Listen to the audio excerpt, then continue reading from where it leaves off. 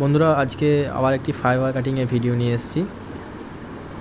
সামনের যে গ্রামটা আপনারা দেখতে পেলেন, ওখানে নেট চলছে না, সেই জন্য অডিটার করছি, ওডিডিআর।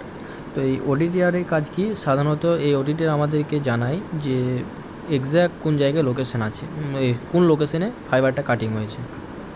তো সেটাই এখন আমরা লোকেট করব। তার জন্য প্রয়োজনীয় যে সমস্ত কাজ করে নিলাম, প্যাচ কর দিয়ে দেখে নিচ্ছি। এই যেটা ওঠানামা করছে, এটা হচ্ছে গ্রাফ।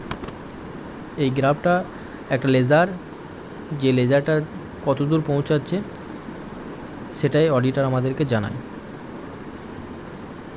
এটা কিছুক্ষণ সময় নেয়। তো শেষের দিকে এই যে আমাদের অডিটার রেজাল্ট দিয়েছে 731 মিটার দূর, অর্থাৎ কুসুম গ্রামের দিকে 731 মিটার দূরে আছে। এবার আমরা ফাইবারটাকে প্যাকিং করে নিলাম। প্যাক করে ওটা ভালো করে গুছিয়ে পোলে বেঁধে নিতে হবে। তারপরে মোটর সাইকেলে যে কিলোমিটার আছে, সেই কিলোমিটার ধরে একটা আন্দাজ করে চলে যাব কতটা দূর ফাইবার কাটিংটা হতে পারে। আমাদের একটা আন্দাজ যে 730 মিটার দূর কিষান মান্ডির কাছাকাছি হতে পারে। তবুও মোটর সাইকেলে মিটার কী বলে দেখা যাক।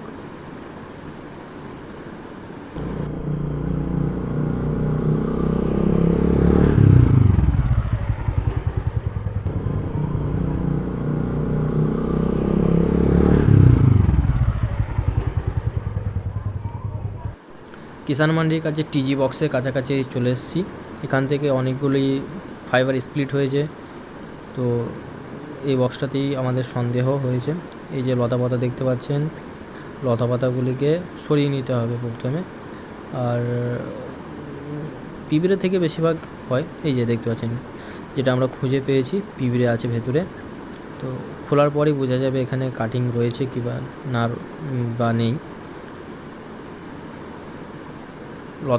অনেক ঘাস থাকার কারণে আমরা কি করলাম, মোটর সাইকেলটাকে কাছাকাছি নিয়ে নিলাম, যাতে ফাইবার কাজটা ভালোভাবে করতে পারি। আমাদের রাজা ভাই যে সমস্ত গাছগাছালিগুলো আছে সেগুলোকে ছাড়িয়ে নিয়ে বক্সটাকে নামাচ্ছে। এবার বক্সটা খুললেই আসল ঘটনা বেরিয়ে আসবে।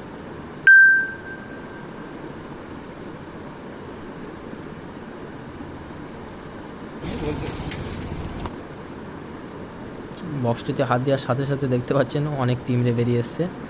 তো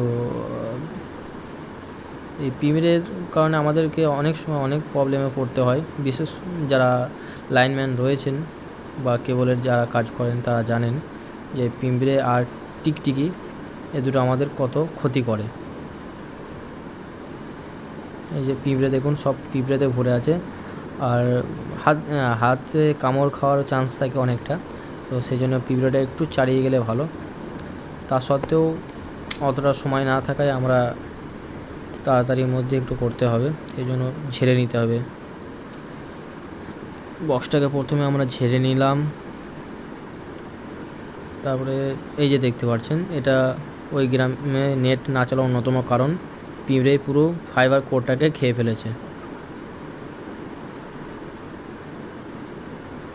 এবার আমরা এটাকে জয়েন করে দিলেই ওদিকে নেট চালু হয়ে যায় বলে আমরা আশা রাখি। জয়েন হয়ে গেছে, নেটও চালু হয়ে গেছে। আর একটা ন্যাপথলিন আমরা এই কারণে দিয়ে দিয়েছি, অনেক দিন বিভিন্ন পোকামাকড় থেকে বক্সটা সেফ থাকবে।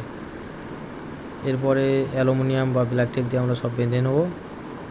আর এটা হলেই কাজ শেষ। তো আমাদের কাজ শেষ। কাস্টমারকে ফোন করে জেনে নিলাম নেট চলছে কি না। তারা জানিয়ে দিল যে নেট চলছে। সেই জন্য ব্যাগ কাঁধে নিয়ে আমরা কন্ট্রোল রুমের দিকে রওনা হলাম।